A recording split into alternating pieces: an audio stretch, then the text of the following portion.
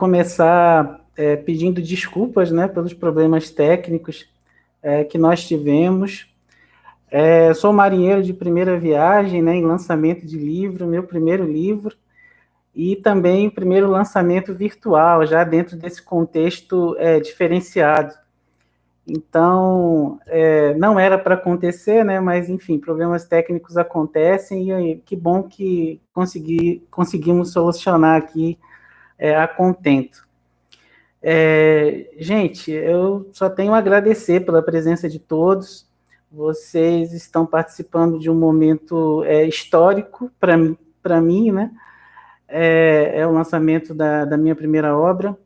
Ela é fruto da minha dissertação de mestrado, defendida no ano de 2009, então ela já tem 10 anos. E ela, na verdade, é o ponto culminante, né, de um processo de pesquisa muito intenso, muito relacionado às questões de fronteira e com foco na guerra com o Paraguai. Nem todos, eu estou vendo aqui muitos amigos, né, parentes, amigos, companheiros de trabalho, alunos, alunos novos e antigos alunos também, mas eu acredito que tenham pessoas que, de repente, não me conhecem, então eu vou me apresentar, né? Meu nome é Leonan Lauro Nunes da Silva, eu sou natural de Cuiabá, no Mato Grosso, professor de História, pesquisador. Atualmente, eu sou docente, né, do Instituto Federal de Mato Grosso, campus Pontes Lacerda, fronteira oeste. Fiz a minha trajetória acadêmica em Mato Grosso, no seio da Universidade Federal de Mato Grosso, graduação, mestrado, doutorado na UFMT, né, com muito orgulho, e estou, nesse momento, partilhando com vocês o resultado, né, de um itinerário de pesquisa, realmente. Pesquisa, assim, muito intensa, relacionada às questões de fronteira, como eu já disse, da guerra com o Paraguai, e que culminou com a obra, né? A Bolívia e seu protagonismo na guerra, o recorte temporal de 1865 a 1868. É um livro que trata, basicamente, de um ator eclipsado no conflito, né? Nós sabemos que a guerra com o Paraguai, ela atingiu de uma forma muito contundente todos os países envolvidos e ganhou até status de guerra total em todos esses países, né, devido ao contingente humano mobilizado, a quantidade de recursos, né, que foi mobilizada durante todo o conflito, ao longo de todo o conflito. E há muitas questões a serem pesquisadas ainda sobre a guerra, né? Ao contrário do que diz o senso comum, existe um manancial de fontes aí a serem consultadas, a serem pesquisadas, e muitos aspectos ainda a serem escritos sobre o conflito. Então, assim, o que me levou a pesquisar sobre o tema foi exatamente uma lacuna, né, que eu percebi no seio da historiografia, de uma guerra de tamanha dimensão, de tamanha complexidade, né?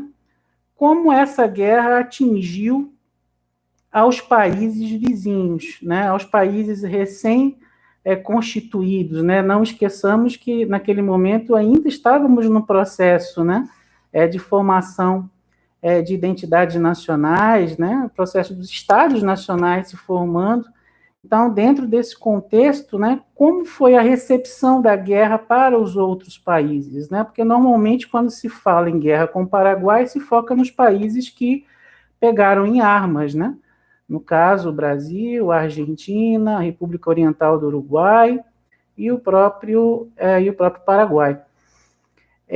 Mas existe um contexto, né? Um contexto maior, um contexto macro, de atividades desenvolvidas no campo diplomático e também no campo da fronteira, né, relações fronteiriças que aconteceram e que acabaram impactando o conflito.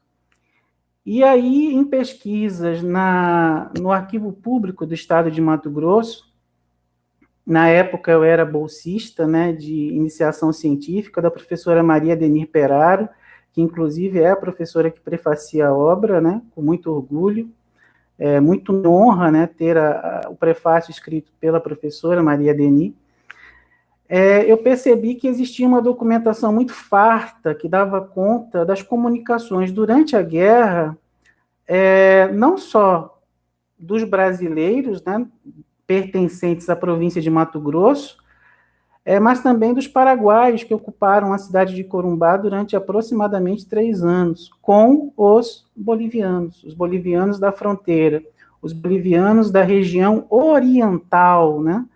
E aí é algo que tem que ser dito também. No meio daquela guerra, a Bolívia passava por um momento de efervescência política.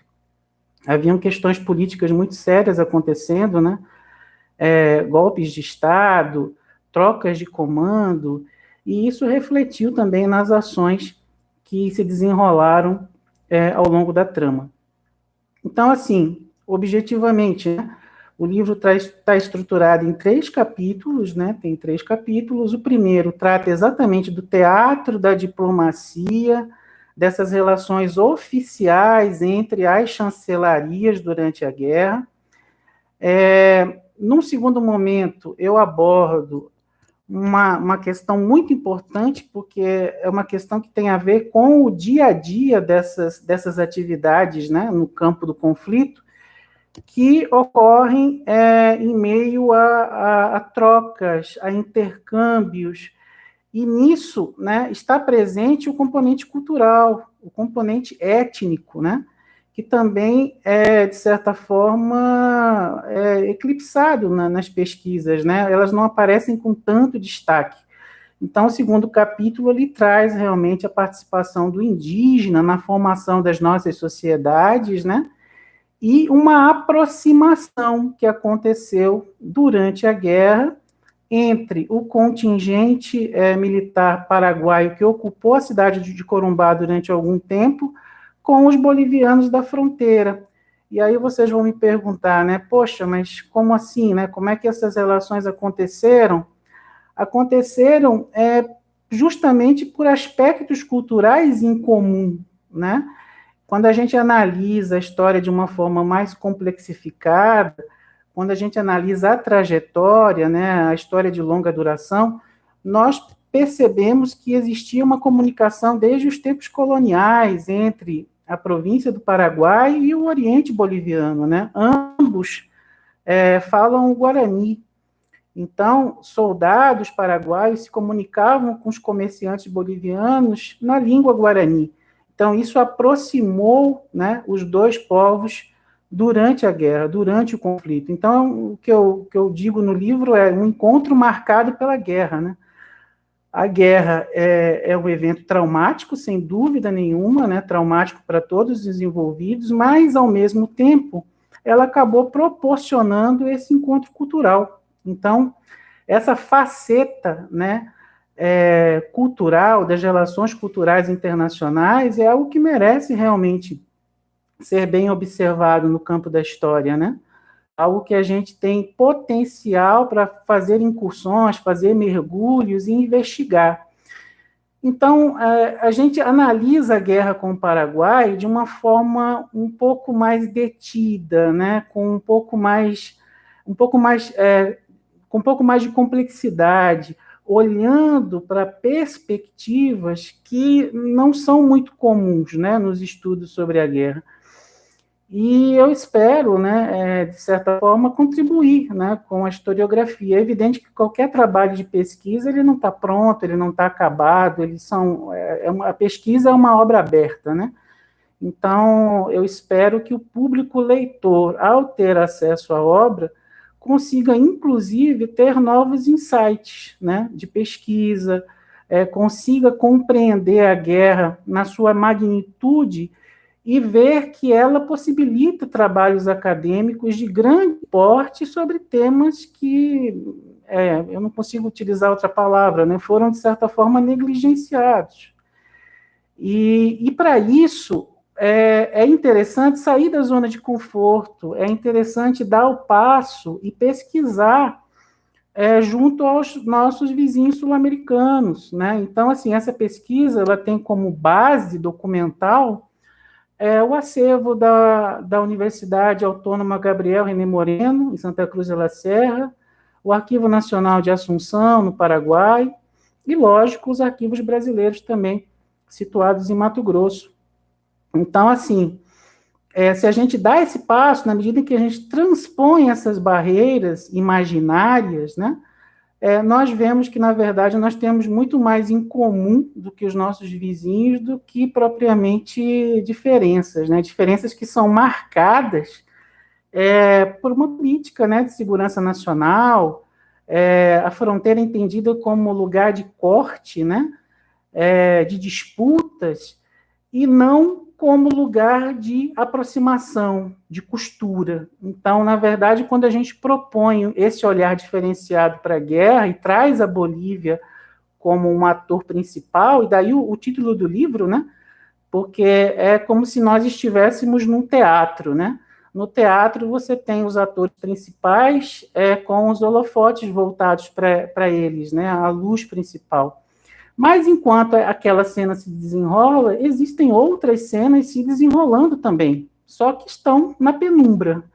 Então, o que a gente propõe com a obra é deslocar, né, essa luz para setores que estavam em penumbra e revelar a ação desses personagens, que são muito importantes. Então, a Bolívia ela entra nos estudos, né, da guerra com o Paraguai dentro desse contexto. E aí nós vamos observar negociações muito interessantes no seio das chancelarias. Nós vamos proporcionar, né, e também um olhar diferenciado para essas relações étnico-culturais e também uma discussão muito interessante do ponto de vista do distanciamento, né, que existia entre as províncias e a corte, o Rio de Janeiro, né? Ou seja, as ordens vindas da corte demoravam para chegar nas províncias, né? Mato Grosso, quem dirá. E aí o presidente da província de Mato Grosso ele tinha que tomar atitudes, né? Ele não podia ficar à mercê esperando uma comunicação oficial da corte. Então, assim, as províncias tinham um grau de autonomia, né? E esse grau de autonomia, por exemplo, né, eu já vou dar um pequeno spoiler do livro, dizia para que não se cobrasse passaporte dos comerciantes bolivianos que vinham vender sal, vinham vender produtos de necessidade, primeira necessidade, em Cuiabá, que era a capital da província. Então, assim, na verdade, o livro traz, né, todos esses temas, e todos esses temas estão, assim, em voga. Eu quero fazer aqui uma pequena brincadeira, né, com vocês, e eu vou ofertar ao público aqui presente um exemplar, certo? E eu estou fazendo essa exposição, e eu quero ver se vocês estão atentos à exposição. Então, quando eu tiver terminado, eu vou fazer uma perguntinha sobre o que eu já expus, e aquela pessoa que conseguir responder vai ganhar um exemplar, certo? De novo, né, muito feliz com a participação, eu estou vendo amigos muito queridos aqui no chat, e fico muito satisfeito. Então, gente, a proposta desse encontro, né, eu não quis que fosse um momento muito formal, ainda teve esses problemas técnicos, né, mas foi realmente de alertá-los, né, para esse tema, né, tão caro a todos os países envolvidos, tão traumático, mas que gera possibilidades muito boas, sabe, de diálogo, enfim, de avanços, né, no campo da pesquisa. E, infelizmente, tivemos aqueles problemas técnicos no início que com certeza prejudicaram um pouco, mas eu tô muito feliz aqui em ver a receptividade aqui no chat. Acredito que a live vai ficar gravada também, né? Então, esse aspecto também é muito positivo, e depois as pessoas podem acessar, podem ter acesso de uma forma mais tranquila. E a obra aqui está, né? As pessoas têm ficado curiosas para saber a respeito da gravura, né? Da arte principal do livro, né? Ela traz, na verdade, um cidadão revestido, né, como se fosse um cacto, né, cheio de espinhos, trazendo a reboque a sua mulinha. Na verdade, esses são os comerciantes bolivianos, né, que transitaram na fronteira. Esses são os atores, né, alguns dos atores principais aqui da trama. E, de certa forma, são camaleões, né, tem que se adaptar ao ambiente. Então, nesse sentido, né, a leitura da imagem, ela remete realmente a essa capacidade de adaptação, essa maleabilidade no trato, né, que os comerciantes bolivianos oriundos do Oriente tiveram durante a guerra, né, e esses insights, né, de fazer a negociação tanto com os paraguaios quanto com os brasileiros durante essa conjuntura bélica. Realmente, Gisley, parece o Don Quixote, e o Don Quixote também tem essa verve, né, de meter a cara, enfim, audacioso. Eu acho que o sentido também desse trabalho é também oferecer um pouco de audácia, né, audácia nesse sentido. Acho que a gente pode ousar, seja na pesquisa, seja na metodologia, né, e seja na narrativa também.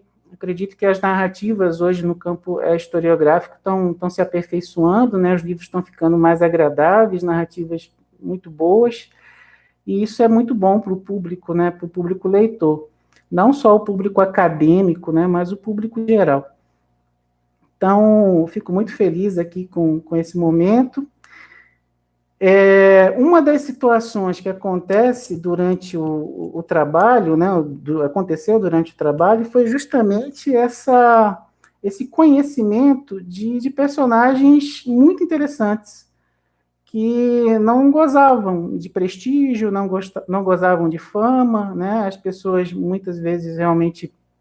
Às vezes você encontra alguma menção em alguma obra em notas de rodapé, mas nunca com detalhes.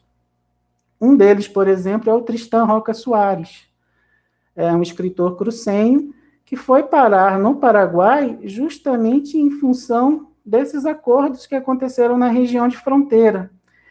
Então, ele veio parar em Corumbá, lá ele entabulou boas relações com os oficiais paraguaios e foi parar e foi bater em Assunção, no Paraguai. Em Assunção, no Paraguai, ele só, entre aspas, né, assumiu o comando do principal periódico de trincheira no Paraguai durante a guerra, que foi o El Sentinela.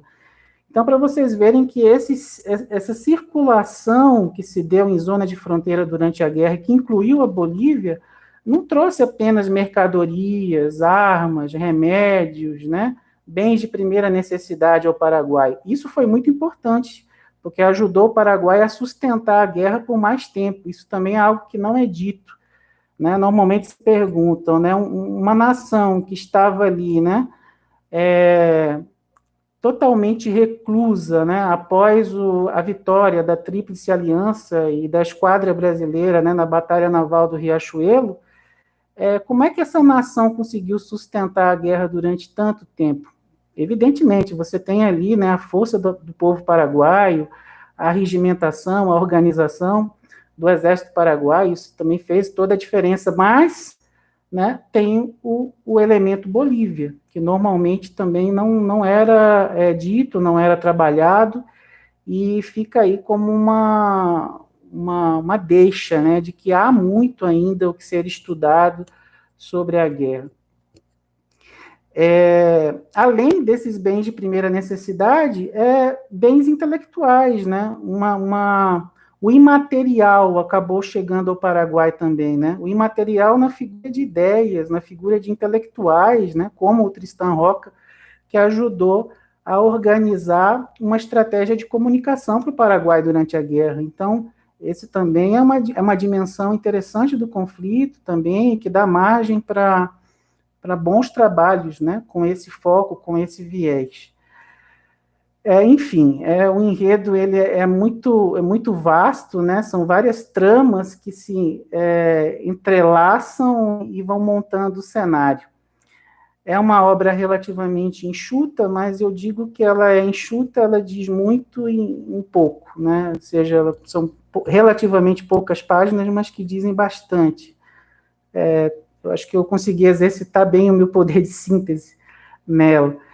E aí, gente, o recado que fica a gente pode, né, e deve realmente se aprimorar no campo da pesquisa, né, invadir mesmo, ousar. A gente não pode realmente ficar na zona de conforto. Nós temos instrumentos para usar. E eu acho que o momento de pandemia, né, esse momento tão complexo, né, que nós estamos vivenciando, ele demanda realmente criação, originalidade, né? E eu acredito que o recado que fica com a obra é essa, né?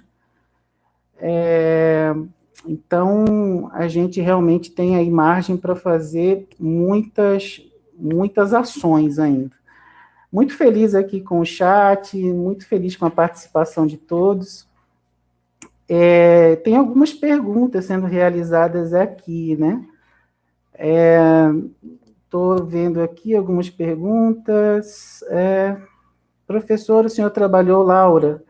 Um abraço, Laura. Professor, o senhor trabalhou com fontes orais também? Conta um pouquinho dessa parte na construção do livro. Na verdade, Laura, as fontes orais, elas ficam muito em voga, né? Estão muito em voga na participação da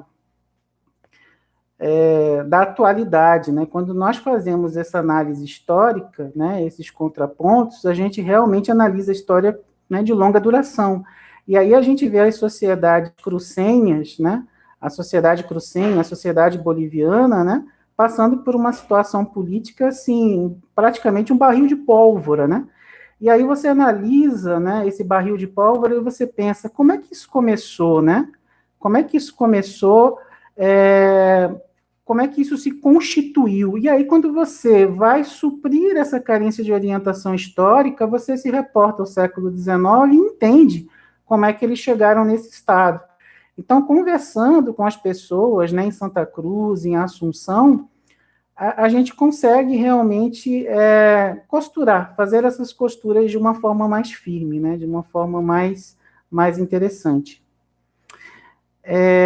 Giovana dizendo que adorou a arte, realmente a arte está muito bonita. Aliás, eu já aproveito, Giovana, né, você me deu um gancho excelente para falar da editora Apres. A editora Apres é uma editora que foi muito parceira, né, ao longo do processo de construção. Eu só tenho elogios assim para o tratamento que eu tive de todos os profissionais da editora Apres, de todos os setores. E a arte também é fruto, né, desse trabalho que foi feito sempre em conjunto, né? Eles demonstraram sempre muita disposição em ouvir o autor, as demandas do autor, né? Inclusive na concepção da arte, né, e de outros elementos que compuseram o livro. Então, assim, realmente eu tenho muito a agradecer à editora pela parceria. E também já aproveito também para dizer que o livro está à venda, né, em praticamente todas as livrarias. Evidentemente que o foco é o e-commerce, né? Então você tem o livro sob encomenda, sendo solicitado e pedido em todas as livrarias, mas ele está disponível no site da editora Apres e está disponível também nas demais livrarias. A Livraria da Travessa, né, com sede no Rio de Janeiro, Martins Fontes, em São Paulo, Livraria Cultura, Livraria Leitura. Então, são livrarias que já dispõem da obra. Então, vocês fiquem muito à vontade para trabalhar, né, e para, de repente, descobrir, né, onde a obra está sendo comercializada. Mais perguntas aqui chegando no chat, do companheiro Kleber, grande companheiro, grande abraço, Kleber, professor da Olimpíada de História, uma referência, né, para os olímpicos. E aí ele pergunta, Leonan, vendo os jornais cariocas no período anterior à guerra e durante a guerra, percebemos o papel importante desses periódicos, inclusive em motivar as tropas brasileiras para a guerra, né? Como os jornais bolivianos trataram a guerra? Olha só que interessante, uma pergunta muito pertinente do professor Kleber. Os periódicos, realmente, eles fazem parte dessa organização intelectual, né? É como eu disse, a guerra ela não ocorre só nos campos de batalha, né, com as armas, mas ocorre também nos bastidores, né? Nos bastidores, ela tem o papel desses intelectuais orgânicos, né, que pensam o Estado, que organizam o Estado, isso em todos os países envolvidos. Então, você tem no Brasil os periódicos se envolvendo na guerra de uma forma quanto mais, né, alguns, né, partidários à guerra, partidários às ações do imperador, outros não, outros vendo a guerra de uma forma muito crítica, né, e até de forma muito incisiva, criticando as posturas, né, do Império durante a guerra. O Paraguai, né, como eu disse, né, durante 1866 e 1867, organizou a sua estratégia de comunicação e criou jornais, né, específicos para inflamar para o fogo, né, os soldados paraguaios. E quando eu digo soldados paraguaios, no momento de guerra total, nós estamos falando da população civil, inclusive, né, porque mulheres pegaram em armas. Na fase final da guerra, o Solano Lopes, inclusive, utilizou, né, as crianças também. Guerra total, que envolveu a todos, né? O Paraguai passava por uma falta de recursos muito grande. Então, assim, foram exauridos os recursos humanos e os recursos naturais mesmo do país durante a guerra. O impacto foi muito grande para a população paraguaia. E no caso dos bolivianos, é bem interessante isso que o Kleber perguntou, porque havia uma comunicação entre o Paraguai e a Bolívia, e o Oriente, porque a comunicação ficou aberta pelo Rio Paraguai. Então, através do Rio Paraguai, chegavam os jornais paraguaios na Bolívia, né? E aí eles ficavam sabendo dos acontecimentos também.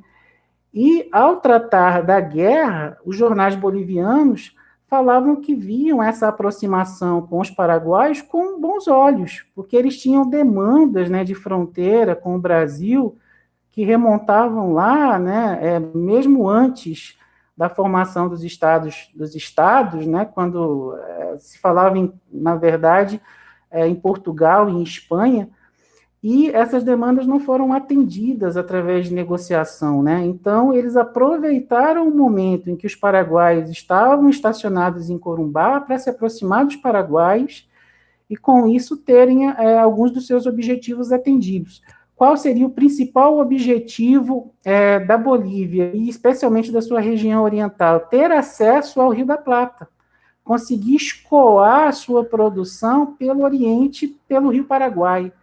Então, era algo que eles tentavam com o Império, não conseguiam, e, por conta da guerra, acabaram tendo, né, esse objetivo atendido nas comunicações com Solano Lopes e seu exército.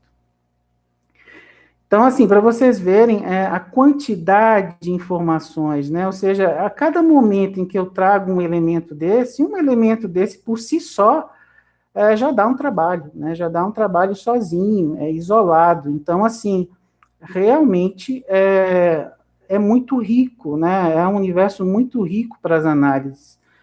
Então, eu acredito que a obra ela cumpre também esse papel, realmente, de oferecer ao público leitor, né, novas dimensões, novos olhares sobre o conflito. Com certeza, eu me apoiei em bibliografia já existente também, né? Então, obras consagradas, como Maldita Guerra, de Francisco Doratiotto, dialoguei com ele com maior prazer, mas mesmo o Doratiotto, isso é muito comum nas pesquisas, de uma forma geral, né? O pesquisador faz escolhas. Então, por vezes, uma escolha não realizada por um pesquisador possibilita que outro pesquisador, né, aprofunde e faça uma imersão a partir de uma leitura. Então, eu acredito que a gente avance alguns pontos trazendo a Bolívia para o contexto da guerra. Mais gente parabenizando e, de novo, né, eu ficando muito feliz aqui com a manifestação de vocês. Gente, vamos fazer lá aquela brincadeirinha, né, que eu prometi. Deixa eu fazer uma pergunta aqui bem rapidinha, e o primeiro que conseguir responder, olha, foi parte do que eu comentei com vocês aqui na live, né? Vamos lá? o nome completo do jornalista boliviano que foi parar no Paraguai e assumiu o principal periódico da imprensa paraguaia. Vamos lá, o primeiro que colocar aí no chat ganha a obra.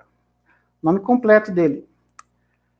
Intelectual boliviano que foi parar lá em terras paraguaias e assumiu o El Sentinela, principal periódico de trincheira do Paraguai durante a guerra. Na verdade, principal não, mas o primeiro, né? Foi o pioneiro nesse sentido. E tinha o Cabichuí também, muito forte. Alguém? Nome do boliviano que foi parar em terras paraguaias. Primeiro que escrever, nome completo, ganha a obra.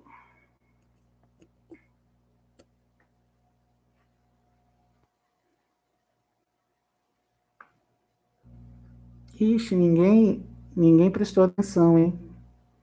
Mas eu acho que já teve comentário sobre ele aí em cima. Lá, os alunos que estão participando da live, eu acho que vocês sabem.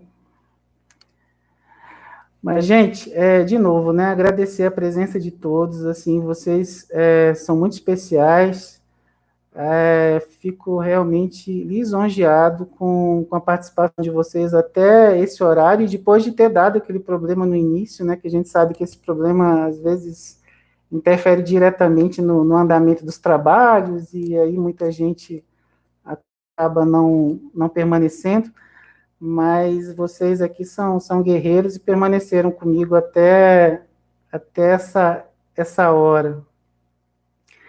Obrigado, viu, gente? Ninguém vai falar o nome do boliviano para ganhar livro? Jornalista boliviano que atuou na guerra com o Paraguai. Eu acho que, assim, tanto em sala de aula, quanto nos trabalhos de pesquisa, eu já comentei muito a respeito desse indivíduo.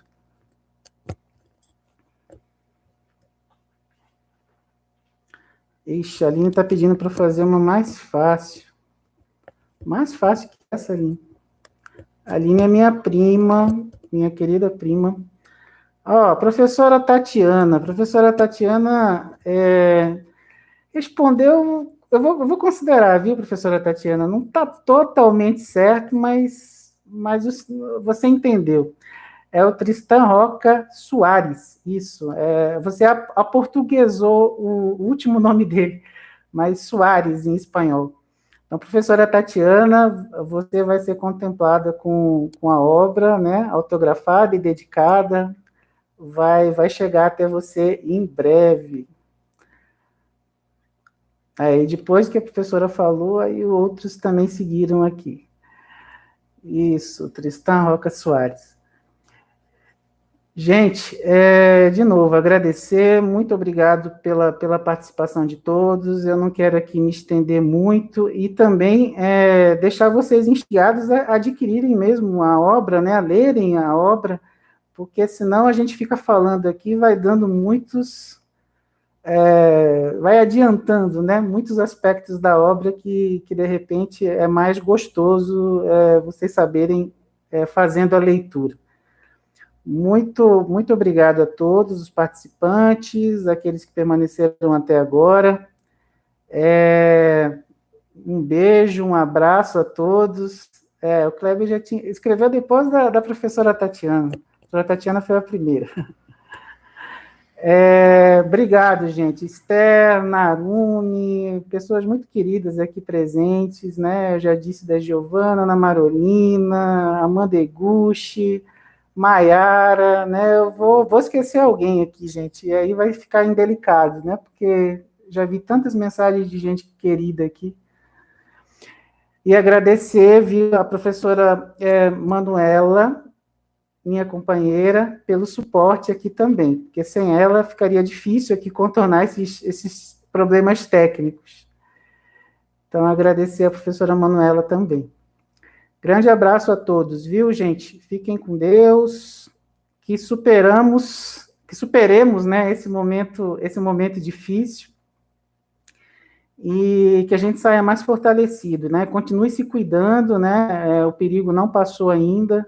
Cada um dentro da sua residência, com os seus, né? Cuidando dos seus e também daqueles que não são próximos, né? Eu acho que hoje a gente tem um compromisso, na verdade, de cuidar da gente e do coletivo mesmo, de todas as pessoas. Grande abraço a todos, viu? Fiquem com Deus. Eu vou encerrar a transmissão por aqui e sucesso para todos nós. Abração.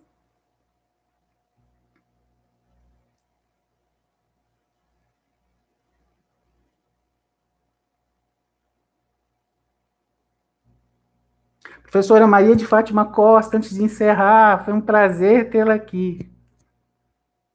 Muito feliz com a sua presença.